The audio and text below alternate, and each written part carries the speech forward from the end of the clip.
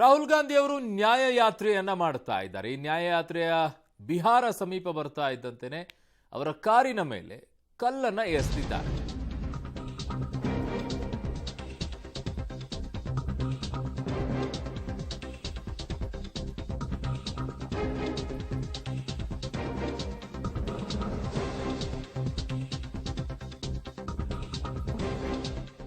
ರಾಹುಲ್ ಗಾಂಧಿ ಅವರ ಕಾರಿನ ಹಿಂಬದಿಯ ಗಾಜು ಪುಡಿ ಪುಡಿಯಾಗಿದೆ. ಕಾಂಗ್ರೆಸ್ ಮುಖಂಡ ಅಧೀರ್ ರಂಜನ್ ಆರೋಪವನ್ನ ಮಾಡ್ತಾ ಇದ್ದಾರೆ ಇದನ್ನ. ಕಲ್ಲು ತೂರಾಟದ ವೇಳೆ ಕಾರಿನ ಟಾಪ್ ನಲ್ಲಿ ರಾಹುಲ್ ಗಾಂಧಿ ಅವರು ಕುಳಿತಿದ್ರು. ಕಾಂಗ್ರೆಸ್ ಸಂಸದ ರಾಹುಲ್ ಗಾಂಧಿ ಕಾರಿನ ಮೇಲೆ ಈಗ ಕಲ್ಲು ತೂರಾಟ ಆಗಿದೆ. ಬಿಹಾರ ಮತ್ತು ಬಾಂಗ್ಲಾ ಗಡಿ ಭಾಗದಲ್ಲಿ ಕಾರು ಬರ್ತಾ ಇದ್ದಂತ ಸಂದರ್ಭದಲ್ಲಿ ಕಲ್ಲು ತೂರಾಟ ಆಗಿದೆ. ಸದ್ಯಕ್ಕೆ ರಾಹುಲ್ ಗಾಂಧಿ ಅವರಿಗೆ ಏನೂ ಆಗಿಲ್ಲ. ಅವರ ಕಾರಿನ ಹಿಂಬದಿಯ ಗಾಜು ಈಗ ಪುಡಿ ಪುಡಿ ಆಗಿದೆ ಅನ್ನುವಂಥದ್ದನ್ನು ಅಧೀರ್ ರಂಜನ್ ಇರೋರ ಆರೋಪವನ್ನ ಮಾಡ್ತಾ ಇರೋದು. ಸದ್ಯಕ್ಕೆ ಇರುವಂತಹ ದೃಶ್ಯಗಳು ನಿಮ್ಮ ಮುಂದೆ ತೋರಿಸ್ತಾ ಇದ್ದೀವಿ. ಅವರ ಕಾರಿನ ಗಾಜು ಪುಡಿ ಪುಡಿ ಆಗಿದೆ. ಯಾರು ಕಲ್ಲು ಎಸೆದಿದ್ದಾರೆ, ಯಾತಕ್ಕೋಸ್ಕರ ಏನು ಅನ್ನುವಂಥರ ಸದ್ಯಕ್ಕೆ ಅಪ್ಡೇಟ್ಸ್ಗಳು ಬರ್ತಾ ಇದೆ. ಈಗಷ್ಟೇ ಆರೋಪಗಳು ಬರ್ತಾ ಇದೆ. ಅಧೀರ್ ರಂಜನ್ ಅವರು ಆರೋಪವನ್ನು ಮಾಡಿದ್ದಾರೆ, ಕಲ್ಲು ತೂರಿದ್ದಾರೆ ಅಂತ ಹೇಳಿ. ಬಿಹಾರ ಮತ್ತು ಬಾಂಗ್ಲಾ ಗಡಿ ಭಾಗದಲ್ಲಿ ಈ ರೀತಿಯಾಗಿ ಆಗಿದೆ. ಗಡಿ ಭಾಗದಲ್ಲಿ ಆಗಿರುವಂಥದ್ದು.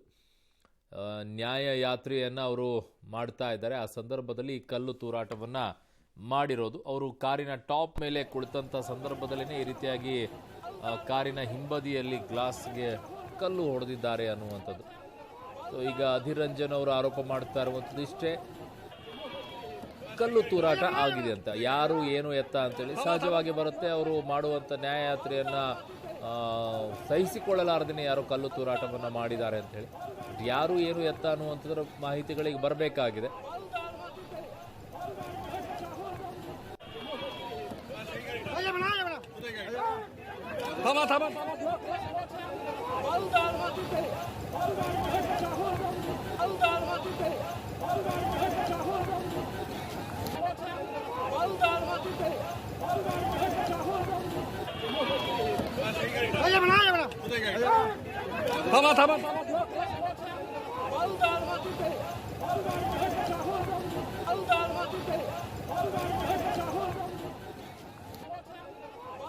ರಾಹುಲ್ ಗಾಂಧಿ ಅವರ ಕಾರಿನ ಮೇಲೆ ಕಲ್ಲನ್ನ ಯಾರು ತೂರಿದ್ದಾರೆ, ಏನು ಇದರ ಉದ್ದೇಶ, ಏನು ಯಾತಕ್ಕೋಸ್ಕರ, ಏನ್ ಬೇಕಾದ್ರೂ ಇರಬಹುದು. ಇದರಲ್ಲಿ ಅವರನ್ನ ಟಾರ್ಗೆಟ್ ಮಾಡ್ಕೊಂಡು ಹೊಡೆದಿರಬಹುದು, ಅಥವಾ ಈ ಸಂದರ್ಭದಲ್ಲಿ ಗಮನ ಬೇರೆ ಸೆಳೆಯೋಕ್ಕೂ ಕೂಡ ಇರಬಹುದು. ಬೇರೆ ಬೇರೆ ರೀತಿಯಲ್ಲಿ ರಾಜಕೀಯದಲ್ಲಿ ಹೇಗೆ ಬೇಕಾದರೂ ಕೂಡ ತಿರುವನ್ನ ಪಡೆದುಕೊಳ್ಬಹುದು. ಈಗ ಸದ್ಯಕ್ಕೆ ಫುಲ್ ಸೆಕ್ಯೂರಿಟಿಯನ್ನ ನೀಡಿದ್ದಾರೆ ರಾಹುಲ್ ಗಾಂಧಿ ಅವರಿಗೆ. ಅವರು ಕಾರಿನ ಈ ರೀತಿಯಾಗಿ ಟಾಪ್ ಮೇಲೆ ಕೂತು ಪ್ರಚಾರವನ್ನ ಮಾಡ್ಕೊಂಡು ಬರ್ತಾ ಇದ್ರು, ನ್ಯಾಯಯಾತ್ರೆಯನ್ನ ಮಾಡ್ತಾ ಇದ್ರು. ಆ ಸಂದರ್ಭದಲ್ಲಿ ಕಲ್ಲನ್ನು ಎಸೆದಿದ್ದಾರೆ. ಅದು ಕಾರಿನ ಹಿಂಬದಿಯ ಗ್ಲಾಸಿನ ಮೇಲೆ ಬಿದ್ದಿದೆ. ಹಿಂಬದಿಯಿಂದ ಕಲ್ಲನ್ನು ಎಸೆದಿರುವಂಥದ್ದಂತೂ ಸ್ಪಷ್ಟ ಇದೆ. ಇದರಲ್ಲಿ ಕಾರಿನ ಹಿಂಬದಿಯ ಗ್ಲಾಸ್ ಹೊಡೆದಿರೋದನ್ನು ನೋಡಿದ್ರೆ ಸದ್ಯಕ್ಕೆ ಗುಡ್ ನ್ಯೂಸ್ ಏನು ಅಂತಂದರೆ ರಾಹುಲ್ ಗಾಂಧಿ ಅವರಿಗೆ ಯಾವುದೇ ರೀತಿಯಾಗಿ ಏನೂ ಆಗಿಲ್ಲ. ಒಬ್ಬರೇ ಇದ್ರ ಕಲ್ಲೆಸೆದವರು, ತುಂಬ ಜನ ಇದ್ರ, ಗುಂಪು ಗುಂಪಾಗಿ ಈ ರೀತಿಯಾಗಿ ಬಂದಿದ್ರ. ಅಷ್ಟೆಲ್ಲ ಸೆಕ್ಯೂರಿಟಿ ಇದ್ದಂಥ ಸಂದರ್ಭದಲ್ಲೂ ಕಾರಿನ ಮೇಲೆ ಅಷ್ಟೊಂದು ಕಲ್ಲುಗಳನ್ನು ತಂದು ಎಸೆಯೋಕ್ಕೆ ಹೇಗೆ ಸಾಧ್ಯ ಆಗುತ್ತೆ?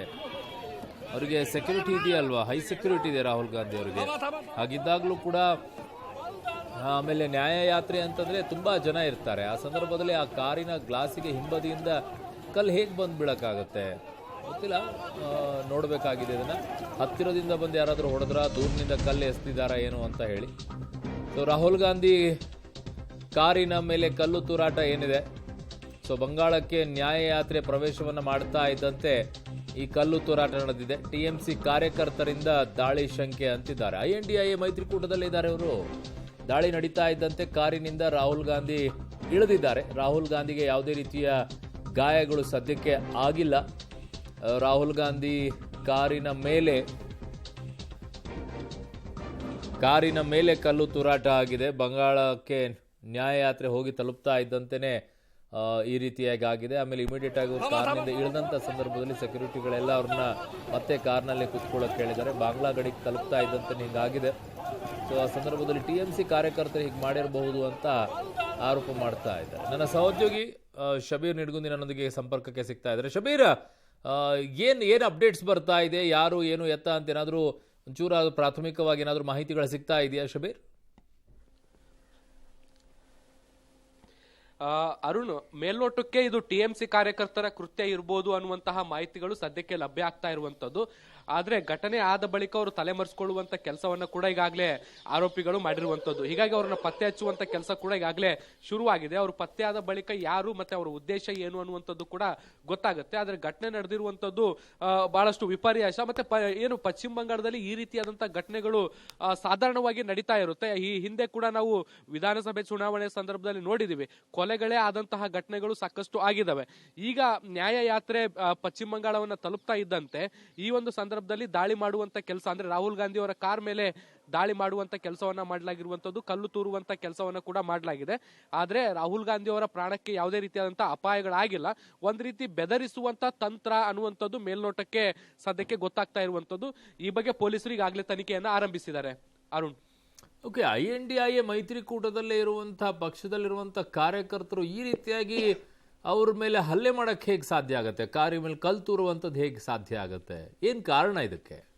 ಅರುಣ್, ನೀವು ಇತ್ತೀಚೆಗೆ ಗಮನಿಸಿದಿರಿ, INDI ಮೈತ್ರಿಕೂಟದಲ್ಲೂ ಕೂಡ ಸಾಕಷ್ಟು ಭಿನ್ನಾಭಿಪ್ರಾಯಗಳು, ಬಿರುಕುಗಳು, ಮುನಿಸು, ಮನಸ್ತಾಪಗಳು ಎಲ್ಲವೂ ಕೂಡ ಕಂಡು ಬರ್ತಾ ಇದಾವೆ. ಬಹಳ ಮುಖ್ಯವಾಗಿ ಪಶ್ಚಿಮ ಬಂಗಾಳದಲ್ಲಿ ಸೀಟು ಹಂಚಿಕೆ ವಿಚಾರಕ್ಕೆ ಸಂಬಂಧಪಟ್ಟಂತೆ ಕಾಂಗ್ರೆಸ್ ಮತ್ತೆ TMC ನಡುವೆ ಭಿನ್ನಾಭಿಪ್ರಾಯಗಳು ಏರ್ಪಟ್ಟಿತ್ತು. TMC ಅತಿ ಹೆಚ್ಚಿನ ಸ್ಥಾನಗಳು ಲೋಕಸಭೆಯಲ್ಲಿ ಸ್ಪರ್ಧಿಸಲಿಕ್ಕೆ ಅವಕಾಶ ಮಾಡಿಕೊಡ್ಬೇಕು ಅಥವಾ ಹೆಚ್ಚಿನ ಸ್ಥಾನಗಳನ್ನು ಕೊಡಬೇಕು ಅನ್ನುವಂತ ನಿಟ್ಟಿನಲ್ಲಿ ತನ್ನ ವಾದವನ್ನ ಮುಂದಿಟ್ಟಿದೆ. ಆದ್ರೆ ಕಾಂಗ್ರೆಸ್ ಇದಕ್ಕೆ ಒಪ್ತಾ ಇಲ್ಲ. ಯಾಕಂದ್ರೆ ಪ್ರಬಲವಾದಂತ ಪ್ರತಿಸ್ಪರ್ಧಿಯು ಕೂಡ ತಾನಾಗಿರುವಂತ ಹಿನ್ನೆಲೆಯಲ್ಲಿ ನಮಗೂ ಕೂಡ ಸಮಾನವಾದಂತ ಅವಕಾಶಗಳು ಬೇಕು ಅನ್ನುವಂತ ನಿಟ್ಟಿನಲ್ಲಿ ಹೆಚ್ಚಿನ ಸ್ಥಾನಗಳನ್ನ ಕೊಡಬೇಕು ಅನ್ನುವಂತ ನಿಟ್ಟಿನಲ್ಲಿ ಅದು ಕೂಡ ಡಿಮ್ಯಾಂಡ್ ಮಾಡ್ತಾ ಇರುವಂತದ್ದು. ಹೀಗಾಗಿ ಸಾಕಷ್ಟು ಗೊಂದಲಗಳು ಏರ್ಪಟ್ಟ ಇಂತ ಹಿನ್ನೆಲೆಯಲ್ಲಿ ಒಂದ್ ವೇಳೆ ಅನಿವಾರ್ಯತೆ ಬಂದ್ರೆ ನಾವು ಏಕಾಂಗಿಯಾಗಿ ಸ್ಪರ್ಧಿಸ್ತೇವೆ ಅನ್ನುವಂತಹ ಘೋಷಣೆಯನ್ನು ಕೂಡ ಮಮತಾ ಬ್ಯಾನರ್ಜಿ ಅವರು ಈಗಾಗಲೇ ಮಾಡಿದ್ದಾರೆ. ಹೀಗಾಗಿ ಇಂಡಿಯಾ ಒಕ್ಕೂಟದಲ್ಲಿ ಎಲ್ಲವೂ ಸರಿ ಇಲ್ಲ. ವಿಶೇಷವಾಗಿ ಮಮತಾ ಬ್ಯಾನರ್ಜಿ ಮತ್ತೆ ಕಾಂಗ್ರೆಸ್ ನಡುವೆ ಸಂಬಂಧಗಳು ಸರಿ ಇಲ್ಲ ಅನ್ನುವಂಥದ್ದು ಈಗಾಗಲೇ ಸ್ಪಷ್ಟ ಆಗಿರುವಂತದ್ದು. ಇದೇ ಒಂದು ವಿಚಾರಕ್ಕೆ ಸಂಬಂಧಪಟ್ಟಂತೆ ಈ ಘಟನೆ ಆಗಿರಬಹುದು ಅನ್ನುವಂತ ನಿರೀಕ್ಷೆಯನ್ನು ಕೂಡ ಮಾಡಲಾಗ್ತಾ ಇರುವಂತದ್ದು. ಆದ್ರೆ ಸಂಪೂರ್ಣವಾದಂತಹ ಒಂದು ತನಿಖೆ ಅಥವಾ ಪ್ರಾಥಮಿಕವಾದಂತಹ ತನಿಖೆಯ ಬಳಿಕವಷ್ಟೇ ಇದಕ್ಕೆ ಸಂಬಂಧಪಟ್ಟಂತೆ ಪೂರ್ಣವಾದಂತಹ ಮಾಹಿತಿ ಲಭ್ಯ ಆಗುತ್ತೆ. ಅರುಣ್, ಓಕೆ ಶಬೀರ್, ನಿಮ್ಮೆಲ್ಲ ಮಾಹಿತಿಗೆ ಧನ್ಯವಾದಗಳು.